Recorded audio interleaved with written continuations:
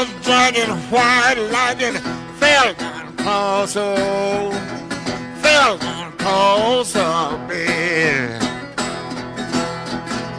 Oh, this is close to both of your hearts, but racing, what is going on? What is going on? I know you and I were going at it last week, Mr. Brazil, nothing personal, but my God, something's got to happen, hasn't it? We saw it at Goodwood, we're now seeing it at Ascot. We're speaking to somebody who lives very close to Ascot who tells us this cannot continue. And John McCrick is going to join us because the sport that he loves, that you love, that you, Quinny, loves, is at the moment being dragged through the mire. And something's got to happen, hasn't it? You shouldn't worry. You should not worry about going racing thinking there's going to be a fight there or it's going to kick off there. It's a family day out, and you should enjoy it. Not worry about it's all going to kick off. The drunken brawlers are tarnishing the great name of racing, a wonderful sport loved by many. But what happens now? We told you we'd follow this up, and we're about to do that. And of course, all the chopping and changing in football were right across the lot. Alex, and we make no apology for it. This has got to stop. More scenes of violence and disorder at racing over the weekend. Danny, we spoke about this at length last week on the show. It was kicking off at Goodwood. At the weekend, it kicked off at Ascot. It's all over social media. And now it's become a major blight on the great sport of racing. John McCrick's coming up very shortly to talk about that. So too is someone who lives in the shadow of Ascot. He's going to be talking to us about that as well. But how do we nail this? How do we stop these drunken yobs battling with each other at the end? I mean, have a listen to this. This is the kind of thing I'm talking about, Bob. This was at Ascot. You get a rough idea just listening to the sounds, and you'll get the picture here.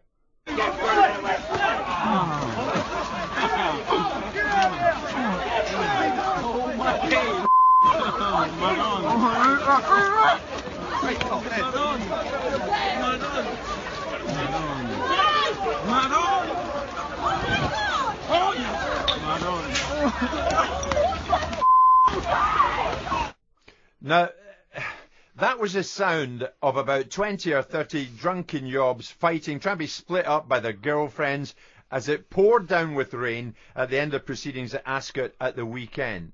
And women literally running away from the scene with kids as they went at it. And this, Danny, is at the end of a day's racing? Well, first and foremost, bad behaviour is bad behaviour wherever it is. It's disgusting, and it's just not a nice thing to see anywhere. No. At 3 o'clock in the morning, it's not a nice scene in a city centre. But on a lovely day at the racing with families around, it makes it 10 times worse in some respects. I think the simple answer is that, I don't think it's necessarily, something that racing can be solely blamed for. It's more of a bigger issue in terms of society. But what can they do now it's happening more within their boundaries? Well, that is a question I'm going to put out there. What can racing do, Bob? We're going to head to a break and then we'll get into this, because obviously now it's got to such levels that something has to be done. Concentrating, and I make no apology for it, I emphasise that. More scenes of violence and disorder at racing at the weekend. After those ugly outbreaks of trouble and fighting amongst drunken racegoers at Goodwood, it kicked off big style at Ascot, of all places. I ask you, Ascot at the weekend. We're seeing it too often. It's got to stop.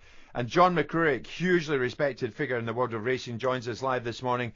John, good morning to you. Good morning, Jim. I wouldn't say hugely respected. I would say other adjectives would apply better than that. But nevertheless, we'll stick with that. I've known you many years, and this is a sport you love. You love this sport, but now you're worried about the future of it, aren't you? Well, it really is worrying. The two most important things in racing, first of all, is integrity. If people don't believe what they're seeing, if they believe horses are being hooked up and not trying and that sort of thing, that would destroy racing. But secondly is safety. You don't go anywhere, not just into a race meeting, to football or to a pop concert or whatever it is, if you don't think you and your family are going to be safe. And racing has now got this awful reputation because of these yobs and this awful business that's happening with the fighting and that. It's just not safe to go racing. Should I go?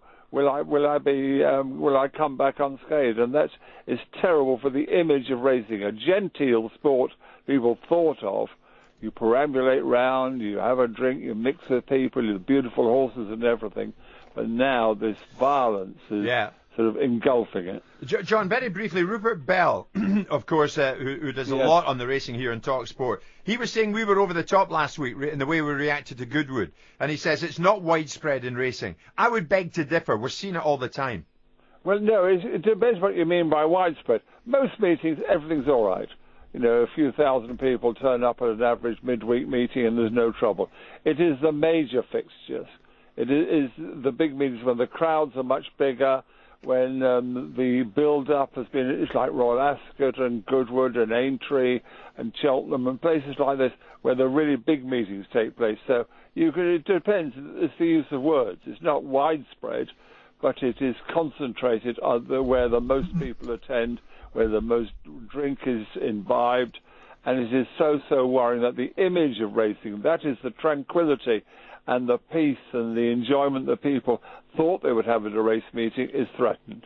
John, it's Bob Mills. My worry about racing is it's going through the same early stages that football went through. Yes, and Bob, that is, let's say it's not our problem, it's society's problem.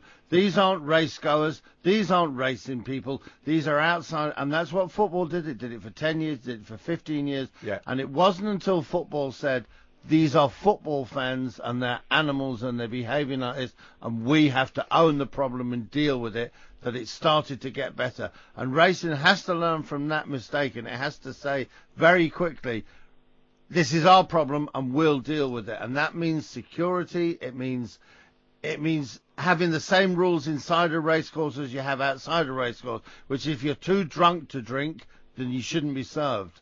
Yes, but Bob, you've got to remember what actually happened in football is that the government intervened. Well, Hillsborough and Heysel and that, and for the big fixes, you've got to sit down.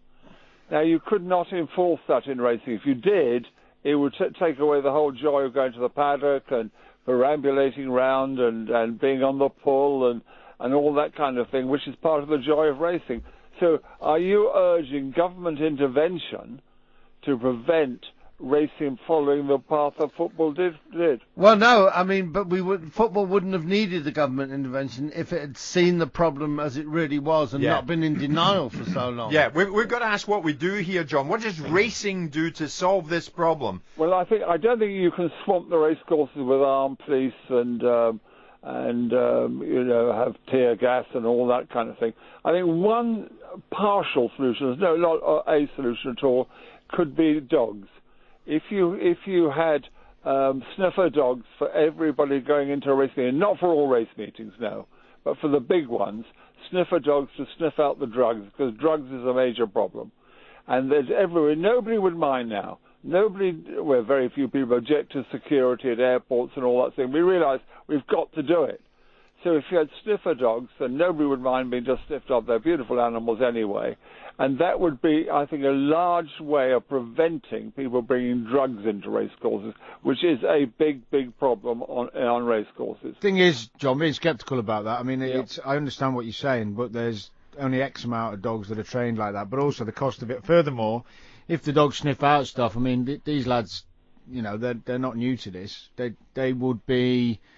what way are you going to search them all? What way are you going to search their wives and the kids? At the entrance, you come in, a dog just sniffs you up, and that's it. And they train for it. And it's but what do you do next? It's not too expensive compared to some other solutions that you could go and have. Do you mean, Danny, what do you do next if the dog finds somebody's got drugs on them? 20 lads coming. What are you going to do? Where are you going to strip search them? Empty your pockets. There's places in race courses as you go in the entrance where there's always officers and that kind of thing. I think you'd be searching a hell of a lot of people. It is. You've got to do something. You can't do nothing. So no, I agree. I agree. But what I would suggest is the one thing that most lads, in my experience, of being all different types of events when I was young and going out socialising, the one thing that most young lads who drink and do drugs and have trouble and have problems respect is authority, which is bigger and stronger guys who can tell them to stop doing stuff. And basically that means big security firms, and there's so many of them now in this country, we're very well-trained, disciplined guys who can go in there and just sort out the problems before they even start. Yeah, but that is hugely expensive. What about having not only sniffer dogs, but the dogs going around with the police, a few of them, and straining on leashes, and if there was fighting going in, the police can release the dogs. That would stop any fighting. They'd all flee, and it's relatively inexpensive compared to swamping race courses or any other venue with police and antisocial officers.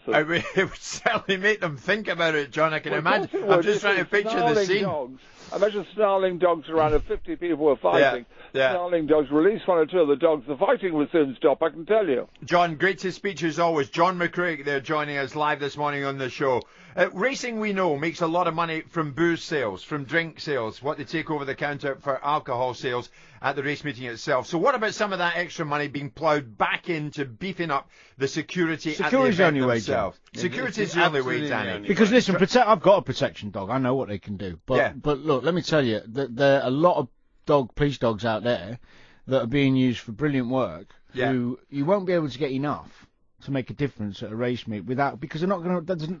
What about the dogs that are needed to do the other work the police are doing? Right, it's a lot more important. You know, when you get burgled and you phone the police and they come with the dogs quickly. Well, what about drunken racegoers being turned away at the entrance when they arrive? If you're too drunk to but be who's going to decide that, Jim? Then kick them out. But this is where they'll need to. No, I'm asking you a question. Personnel, let's get real. Who's going to decide if you're too drunk? What are you going to do? Walk down a straight line? Well, if you're laughing and joking, are you drunk? Or can you not stand up? Or you're singing a song, you're drunk? Where's the line? But surely the security on the gate has the final word. There's got to be that way. How can a 28-year-old boy tell a 6-year-old man if he's drunk or not? But the whole thing's got to be reviewed. We're not talking about a 28-year-old boy. I know what you're with. No, but you're coming up with things that are nonsensical. You know, like dogs at every... No drink, and we advocated this last week. I was shouted down. No drink should be sold until the first race begins. Well, you know, like that 4 hours that they're in the race course, that's where the damage is done. Well, I don't know enough about the timings at race meets when you're allowed in and how long you get. I have been. I mean, I've taken my kids to racing. Sure. But what I'm saying is, lads like that, you know, those type of lads who don't mind a fight and don't care so much about, you know, some police dog. I'm with you on that, Danny. Authority, big strong men saying, "Oi, mate, you need to calm down or you're out." And I'll throw you out. Well, you're getting close to bouncers in nightclubs. Yeah. That's the kind of thing you're looking at. 08717 223344. Something's got to change. This great sport is being tarnished. 08717 223344. Give us a call. I ain't too drunk to know you done got my money now. Sing it, dog on me.